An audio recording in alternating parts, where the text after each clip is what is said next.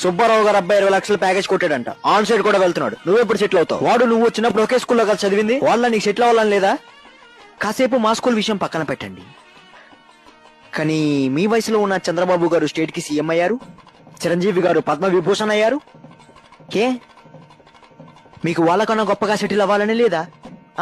మా వయసులో ఉన్నోళ్ళని, జాబ్ రానోళ్ళని ఏ ఫంక్షన్ లో ఎలా కెలకాలో, ఎలా కాన్ఫిడెన్స్ తీయాలో మీకు తెలుసు. ఎంట్రీ లెవెల్ ప్యాకేజ్ కోసం అమీర్పేటలో మేము నానా సంఖ్యలో నాకుతుంటే అండమానికి ఆన్ సైట్ వెళ్ళమంటారు మీరు. ఏదో స్టార్టప్ లో పని నేర్చుకుంటుంటే ఎంఎన్సీలో పని చేస్తేనే మనిషిగా గుర్తిస్తారు. మీ ఓల్డేజ్ లో టైంపాస్ కోసం, ఎవడు ఎప్పుడు సెటిల్ అయ్యాడన్న సర్వే కోసం మీ గోళ మీదే. మీరే కాదు, ఏ ఒక్క అంకుల్ గారు లాజికల్ గా ఆలోచించాడు. లాజికల్ గా ఆలోచించే ఏకైక జనరేషన్ మాది. Struggling generation. ఎప్పటికైనా మా బతుకులు మార్చుకునేది మేమే.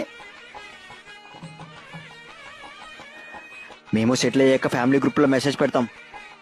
అప్పటిదాకా పక్కోడి మీద వెళ్ళి అడవండి.